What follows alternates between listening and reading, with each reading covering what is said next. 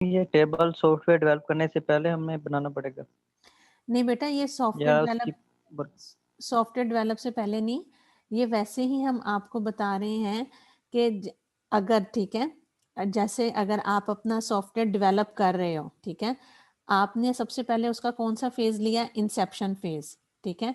Inception phase में आपने business modelling की। यहाँ पर हो सकता है कि एक्स एक्सिस के ऊपर आप टाइम लो और वाई एक्सिस के ऊपर आप क्या ले रहे हो कि हमने कितनी रिक्वायरमेंट्स को गैदर कर लिया, ठीक है। तो विद द टाइम आपने इस तरह ऐसे ऐसे पीक के ऊपर आप जा रहे हो कि हाँ मुझे अब ये भी रिक्वायरमेंट थी इस सॉफ्टवेयर की, मैंने ये फीचर था इसकी रिक्वायरमेंट मैंने ले ली है, ठीक है। अब मैंने इसकी ये चीज़ क्लियर कर ली है, अब ये इसके इतने फीचर्स हैं, उन सबकी मेरे पास रिक्वायरमेंट आती जा रही हैं। तो इस तरह ये आपके सॉफ्टवेयर के अकॉर्डिंग इस तरह पीक के ऊपर जाता जाएगा जैसे जैसे आप उसकी रिक्वायरमेंट लेते जाओगे, ठीक है। With the time x axis के ऊपर, वाई एक्सिस के ऊपर उसकी रिक्वायरमेंट्स, और फिर आप उनको पॉइंट आउट करते जाओगे, तो इस तरह आप पीक के ऊपर जाते जाओगे। क्लियर हुआ? मीन मैम जैसे जैसे SDLC आगे जाएगी तो साथ साथ में ये भी जी चलते जाएंगे बिल्कुल, ग्राफ। बिल्कुल ऐसे ही। तो फिर उसके बाद आपने जब एनालिसिस एंड, अब देखिए आपने स्टार्ट के ऊपर एक्स एक्सिस के ऊपर टाइम में, ठीक है, टाइम में एनालिसिस एंड डिजाइन आपके पास कुछ है ही नहीं, आप किस चीज की पिक्चर बनाओगे, किसकी आप यूएमएल डायग्राम बनाओगे अगर आपके पास रिक्वायरमेंट ही नहीं है, ठीक है।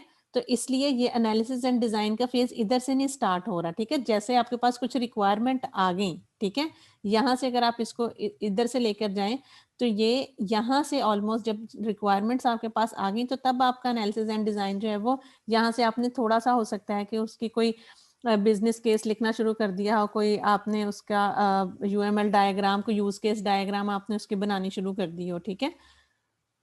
क्लियर हुआ आपको ये कि ये आगे से फेज क्यों स्टार्ट हो रहा है? क्योंकि अभी यहाँ पर स्टार्ट में तो आपके पास हाँ जी मैम। कोई कोई चीज़ है ही नहीं, कोई रिक्वायरमेंट है ही नहीं, ठीक है। इसी तरह ही फिर आपकी इम्प्लीमेंटेशन है, टेस्टिंग है, फिर डिप्लॉयमेंट है, ठीक है। इस तरह इसलिए बेटा ये रिक्वायरमेंट जो है ये आपकी टाइम जीरो से, मीन्स के इनिशियल टाइम से आपकी स्टार्ट होती है। फिर जैसे जैसे आप रिक्वायरमेंट गैदर करते हो, आपके पास रिक्वायरमेंट क्लियर होती जाती हैं, आप आगे आगे मूव ऑन करते हो, और विद द टाइम, ठीक है, विद द टाइम आप फिर एनालिसिस एंड डिज़ाइन की तरफ मूव ऑन करते हो, और फिर आप यहाँ पर इसकी डिज़ाइनिंग स्टार्ट करते हो। अब क्लियर है बेटा ये डायग्राम सबके लिए कि रफ में हम लोग किस तरह कंस्ट्रक्ट कर रहे होते हैं और किस तरह हम इसका ये चार्ट जो है वो आपके सामने डेवलप हो रहा है। Yes ma'am. Yes ma'am. ठीक है, तो अब हम इसके एडवांटेजेस एंड डिसएडवांटेजेस देख लेते हैं इस मॉडल के। तो इसके अंदर हम देख रहे हैं कि less time is required for integration because integration goes on through out the SDLC, ठीक है। इसके अंदर जो आपकी इंटीग्रेशन है ना, मतलब अगर आपने एक फीचर बना लिया तो आप उसको साथ ही दूसरे फीचर के साथ इम्प्लीमेंट कर लेते हो, ठीक है। जैसे हमने इंक्रीमेंटल में देखा था या दूसरे में देखा था कि कुछ में पैरेलल हो रही होती हैं, ठीक है। इसमें पैरेलल वगैरह इसका इस तरह कोई कॉन्सेप्ट वगैरह नहीं है, ठीक है। इसमें आपकी इंटीग्रेशन साथ साथ हो रही होती है, जैसे जैसे आप फीचर्स इम्प्लीमेंट करते जाते हो उनको इंटीग्रेट आप करते जाते हैं, ठीक है। Less development time due to the reuse of components, ठीक है। तो आप अपना एक कंपोनेंट को आप रीयूज भी कर सकते हो, फॉर एग्जांपल कि अगर वो आपकी आगे किसी नेक्स्ट फेज के अंदर वही वाली फंक्शनैलिटी जैसे एडिशन का है, या आपने कोई भी सॉफ्टवेयर बनाया है उसकी जो एक फंक्शनैलिटी है, अगर तो वो रीयूज हो सकती है तो आप उसको एज ए कंपोनेंट उसको रीयूज आप कर सकते हैं, ठीक है। तो इस प्रोसेस मॉडल की जो है वो आपको पास ऑनलाइन ट्रेनिंग भी अवेलेबल हैं, ट्यूटोरियल्स भी अवेलेबल हैं, ठीक है। इसके काफ़ी सारे वो टूल्स भी अवेलेबल हैं जिनके अंदर आप ये रफ को जो है वो यूज़ कर सकते हैं। और अगर हम इसके डिसएडवांटेजेस देखें, the team members need to be expert in their field to develop a software using this methodology, ठीक है। क्योंकि अब इसके अंदर हम सारी रैशनल यूनिफाइड प्रोसेस है, सारी मतलब यूज केस डायग्राम्स बन रही हैं, बिजनेस मॉडलिंग हो रही है, तो आप ये तो हर चीज में फिर आपको जो है वो इसको अकॉर्डिंग टू आप इसको कॉस्ट कह लें, ठीक है।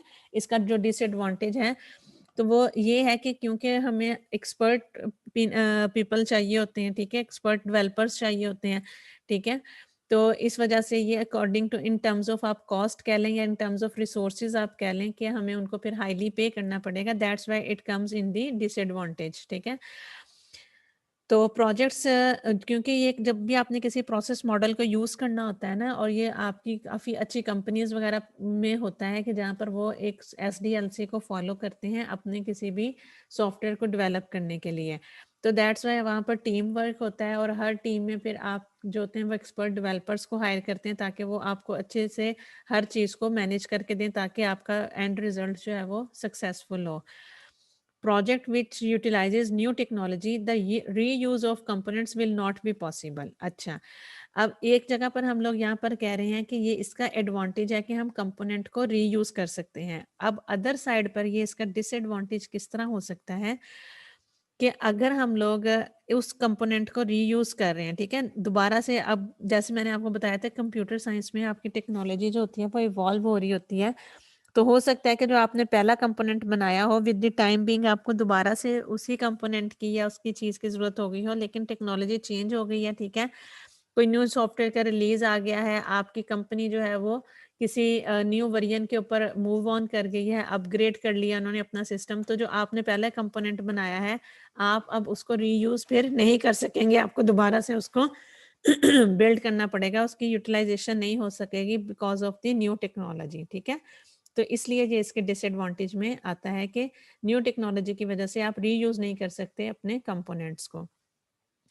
Time saving one could have made will be impossible to fulfill due to the no reuse of components, ठीक है। ऑब्वियसली जब आप लोगों ने उसको रीयूज नहीं किया तो अब आपको एक चीज़ दोबारा से बनानी पड़ रही है, then it will be time consuming, ठीक है। स्टूडेंट्स क्लियर है अब आपको ये इसके advantages and disadvantages? Yes ma'am. ठीक है, तो इसके अलावा कोई क्वेश्चन क्लास? जी क्लास, कोई question? No ma'am, thank you. चलिए ठीक है स्टूडेंट्स, आपके जो है वो आज हम लोगों ने एक ही मॉडल को कवर करना था क्योंकि आज हमारी 1 आवर क्लास थी, एक क्लास थी आज हमारी। तो नेक्स्ट हम क्लास में अपना जो है वो एजाइल प्रोसेस मॉडल जो है उसको डिस्कस करेंगे और उसको डिटेल में हम इंशाल्लाह करेंगे फॉलो। फिर उसके बाद हम अपनी डायग्राम्स वगैरह के ऊपर चलेंगे, जैसे कि अभी आपने SRS वगैरह बनाया ना, रिक्वायरमेंट एंड एनालिसिस के फेज से मैंने आपको गो थ्रू करवाया कि एक्चुअली में आप रिक्वायरमेंट्स गैदर किस तरह करते हो, आपको थोड़ा आइडिया हुआ इस चीज़ से SRS से कि एक्चुअली आप किस तरह डिफाइन कर रहे हो, स्कोप कैसे लिख रहे हो और सारी चीज़ें, थोड़ा सा आपने इस चीज़ का इम्प्लीमेंट किया तो थोड़ी क्लियर हुई ये चीज़? Yes ma'am. यस जी। मैम। वरना तो अगर आप जर्नली देखो ना तो जर्नली आपको ऐसे ही लग रहा होता है कि शायद हम एक पेपर के ऊपर कोई चीज़ लिख रहे हैं यूज़र से रिक्वायरमेंट। तो जैसे अब ये SRS है, ये एक स्टैंडर्ड वे है, ठीक है। इस तरह एक डॉक्यूमेंट्स जो होते हैं वो एक स्टैंडर्ड डिफाइन होता है कि आपने किस तरह रिक्वायरमेंट लेनी है, क्या क्या चीज़ें उसके अंदर आपने डिफाइन करनी है, तभी तो आप लोग कॉन्ट्रैक्ट वगैरह साइन कर सकते हैं। और एट द एंड अब जैसे देखें आपके पास एक SRS डॉक्यूमेंट होगा, तो एट द एंड अगर तो आपने के कस्टमर ने कहा कि भाई नहीं हमें तो ये रिक्वायरमेंट मैंने आपको कहा था और आपने उसके अंदर ऐड नहीं की, तो आप ये डॉक्यूमेंट उसके साथ अपना शेयर कर सकते हैं कि भाई ये देखो हमने जब अपना SRS बनाया था, अपने रिक्वायरमेंट को स्पेसिफाई किया था, तो हमने तो इस डॉक्यूमेंट के ऊपर एग्री अपॉन किया था, ठीक है। तो इसलिए जब भी इस तरह की आपने कोई डीलिंग करनी है या सॉफ्टवेयर को डेवलप करना है तो आपके पास प्रॉपर डॉक्यूमेंटेशन होना बहुत ज़रूरी है ताकि लेटर ऑन आप लोगों को उसके प्रॉब्लम्स जो है वो ना फेस करने पड़े, ठीक है स्टूडेंट्स। तो रिक्वायरमेंट एनालिसिस जो है वो आप लोगों का ऑलमोस्ट ये SRS से कवर हुआ है, आप लोगों को आइडिया भी हुआ, प्रैक्टिकली भी आपको थोड़ा पता चला कि हमने इस को इम्प्लीमेंट किस तरह करना होता है इन चीज़ों को। तो फिर इंशाल्लाह जब हम इसके मैम डिज़ाइनिंग फेज के ऊपर आएंगे तब हम इसकी डायग्राम्स वगैरह देखेंगे कि इन्हीं सॉफ्टवेयर की मैं फिर आपसे डायग्राम्स इम्प्लीमेंट करवाऊंगी कि कैसे अब आपने अपना जो भी प्रोजेक्ट आप लेके चले हैं उसको उसके यूज़ केसेस कैसे बनाने हैं, उनकी सीक्वेंस डायग्राम्स किस तरह बनानी है ताकि मोर क्लियर हो जाए आपकी रिक्वायरमेंट्स और उसके बाद फिर डिज़ाइनिंग का फेज। जी बेटा। मैम इस तरह तो जब किसी यूजर को सॉफ्टवेयर चाहिए होगा तो वो जब किसी भी कंपनी के पास जाएगा तो वो उसे SRS देंगे कि ये आप फिल कर दें और देन हमें इसके मुताबिक ही वो आपका सॉफ्टवेयर डेवलप कर देंगे। बेटा रिक्वायरमेंट स्पेसिफिकेशंस हो सकता है कि वो किसी और वे से भी लें, ठीक है। ये तो मैंने आपको एक बताया ना कि एक IEEE का ये एक स्टैंडर्ड है कि अगर आपने IEEE के स्टैंडर्ड के अकॉर्डिंग लेनी है, जिस तरह एक विजन डॉक्यूमेंट भी बनता है, ठीक है। तो इस तरह ये आपकी कंपनी के ऊपर डिपेंड करता है कि वो उनको रिक्वायरमेंट किस लेवल की चाहिए या आप लोग किस तरह एग्री अपॉन करना चाहते हो मैं बेसिकली आप लोगों को एक कॉन्सेप्ट देना चाह रही थी कि आप लोगों को थोड़ा आइडिया हो कि रिक्वायरमेंट्स एक्चुअली गैदर कैसे करते हैं। उसके अंदर हम लोगों ने क्या-क्या चीज़ें बतानी है कि जस्ट रिक्वायरमेंट गैदर का मतलब ज़ुबानी कलामी बातें नहीं है कि आप पेपर वर्क के ऊपर नहीं लिख लेते। बाकायदा इसके डॉक्यूमेंट्स बने हुए हैं, स्टैंडर्ड्स डिफाइन है रिक्वायरमेंट गैदरिंग के लिए। और आपको पता है एक पूरा सब्जेक्ट है सॉफ्टवेयर इंजीनियरिंग में रिक्वायरमेंट इंजीनियरिंग का, ठीक है? तो उसके अंदर आप लोग सारे उससे रिलेटेड रिक्वायरमेंट गैदरिंग से ही रिलेटेड सारी टेक्निक्स आप लोग पढ़ते हैं, ठीक है? क्वेश्चनियर आप ले सकते हैं, ठीक है? क्वेश्चनियर बना सकते हैं, फीडबैक ले सकते हैं, काफ़ी सारे चीज़ें हैं जिससे आप अपनी रिक्वायरमेंट जो है वो गैदर कर सकते हैं अपने कस्टमर से। क्वेश्चनियर का आइडिया है आप लोगों को? No ma'am. बेटा क्वेश्चनियर इस तरह होता है कि जैसे आप लोग जैसे मैंने आप लोगों के साथ एक एमसीक्यूज टाइप शेयर किए थे। आप लोगों के अपने माइंड में कुछ क्वेश्चंस आते हैं कि हम लोग इस कंपनी का सॉफ्टवेयर बनाने जा रहे हैं, तो ये मेरे माइंड में क्वेश्चन है, ठीक है? That call the questionnaire. तो आप उन क्वेश्चंस को राइट डाउन करते हैं और उसके बाद फिर आप अपना वो क्वेश्चनियर बना के जो आपके माइंड में क्वेश्चंस होते हैं सारे, ठीक है? हो सकता है कि आपने उसके अंदर कोई डायग्राम भी बनवानी हो, कुछ आपने उनसे वैसे डिस्कस करना हो, कुछ क्लॉजेज हो, कुछ ऐसी चीज़ें जो आप लोगों के लिए अनक्लियर हैं, तो फिर आप एक प्रॉपर क्वेश्चनियर बनाते हैं। क्वेश्चनियर लेके तो आप अपने ऑर्गेनाइजेशन के पास जाते हैं कि भाई ये रिक्वायरमेंट मैं गैदर कर रहा हूँ और ये मेरे क्वेश्चंस हैं कि मैंने अब जब आपका सॉफ्टवेयर बनाना है तो उसमें ये चीज़ें इंक्लूड हैं, ठीक है? इसके अलावा अगर आपकी कोई रिक्वायरमेंट है तो आप बता सकते हैं। तो बहुत सारे वेज हैं रिक्वायरमेंट गैदरिंग के, तो इसलिए मैंने आप लोगों को ये थोड़ा सा असाइनमेंट करवाई है ताकि आप लोग थोड़ा सा इम्प्लीमेंट भी करके देखो कि हम रिक्वायरमेंट को गैदर एक्चुअल में करते कैसे हैं। ठीक है students? Okay ma'am, thank you.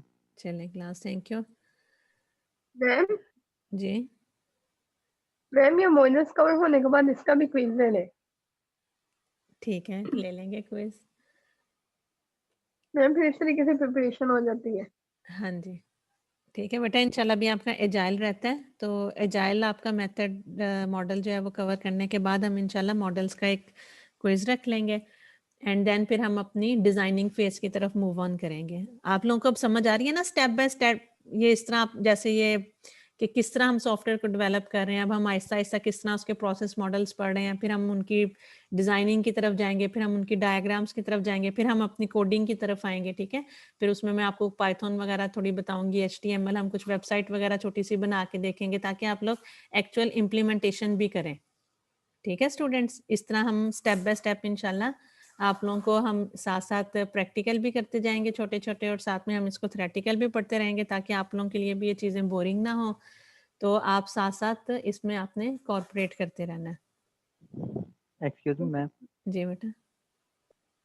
Ma'am वो लास्ट क्विज में आपने क्वेश्चन दिया था कि प्रोसेस्ड इंफॉर्मेशन जो होती है वो हमारे पास क्या चीज़ होती है, इनपुट होती है, आउटपुट होती है, बोथ होती हैं।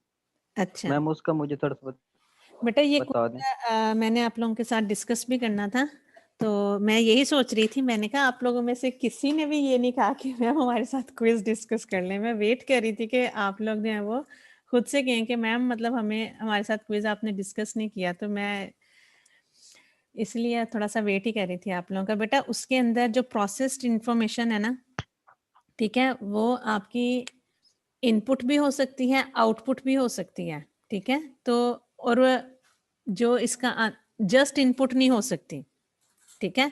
जिन्होंने इनपुट आउट जिन्होंने जस्ट आउटपुट एंड बोथ के ऊपर टिक किया है उनका क्वेश्चन ठीक है, क्योंकि अब देखें जो डेटा होता है ना वो रॉ फॉर्म में होता है, ठीक है? हम लोगों ने यही पढ़ा था ना कि जब हम लोगों ने उसके ऊपर एक प्रोसेस किया, जिस तरह हमने 2 3 को हमने ऐड का प्रोसेस किया और उसके बाद हम लोगों ने को एक आउटपुट जनरेट हो गई, तो जो आउटपुट जनरेट थी that was the processed information, ठीक है? इनपुट जो था वो आपका रॉ डेटा था। फिर जब आपने उसके ऊपर कोई फंक्शन अप्लाई किया, जैसे कि कोई आपने उन दोनों को ऐड किया, उन दो नंबर्स को, तो एक प्रोसेस अप्लाई कर दिया। फॉर एग्जांपल इसकी एक और एग्जांपल देख लें, जैसे कि आप लोग स्टूडेंट्स हैं, आप लोग किसी भी क्लास में एडमिशन लेते हैं, किसी भी यूनिवर्सिटी में आप लोग एडमिशन लेते हैं, तो वहाँ पर आप लोगों का डेटा पहले रैंडमली जनरेट हो रहा होता है। That is a processed information और नॉट, बताएं। मैम वो अनप्रोसेस्ड होता है क्योंकि रैंडमली अनप्रोसेस्ड होता जनरेट हो है रहा क्योंकि रैंडमली हम लोग फॉर्म्स आप लोग आते हैं रैंडमली जमा करवा देते हैं सारे, फिर जब उसके ऊपर एक प्रोसेस होता है, ठीक है, प्रोसेस आप परफॉर्म करते हैं, ठीक है, हो सकता है कि आप लोगों के मार्क्स के अकॉर्डिंग आप लोगों को रोल नंबर जनरेट्स कर दिए जाएं, आप लोगों को रजिस्ट्रेशन नंबर, ठीक है, जैसे 1601 से लेके 1630 तक, ठीक है, एक आप लोगों को प्रोसेस में लाया जाता है और एक उनकी आउटकम आती है कि हमने उस डेटा से उसके ऊपर एक प्रोसेस अप्लाई किया कि हम लोगों ने असेंडिंग ऑर्डर में या डिसेंडिंग ऑर्डर में हम लोगों ने या रोल नंबर वाइज हमने क्राइटेरिया दिया, या जैसे जिन स्टूडेंट्स के नेम्स ए से स्टार्ट हो रहे हैं चलो उसको रोल नंबर 1 दे दो, एक प्रोसेस उसके ऊपर अप्लाई किया, then it becomes a useful information, ठीक है। तो जो प्रोसेस्ड इंफॉर्मेशन होती है that is the output as well as the मतलब इनपुट एंड आउटपुट बोथ में भी आ सकता है वो, क्योंकि एक मैम चीज तो की आउटपुट दूसरी की इनपुट भी बन सकती है, ठीक है ना। जैसे अगर आप लोगों के मार्क्स हैं, मार्क्स को हम लोगों ने कैलकुलेट किया, कैलकुलेट करने के बाद उन मार्क्स को एज एन इनपुट दे रहे हैं, उस प्रोसेस्ड इंफॉर्मेशन को एज एन इनपुट दे रहे हैं नेक्स्ट आपका ग्रेड जनरेट करने के लिए। क्लियर हुआ students? Yes ma'am. Yes ma'am, मैंने भी बहुत ही लगाया था, मैंने कहा कि आपसे ये कंफर्म कर लूं, जी ऐसा ना हो कि गलत हो गया। नहीं नहीं ठीक होगा। Okay ma'am, thank you. चले ओके, थैंक यू क्लास, अल्लाह हाफिज। ओके मैम, अल्लाह हाफिज। अल्लाह हाफिज़।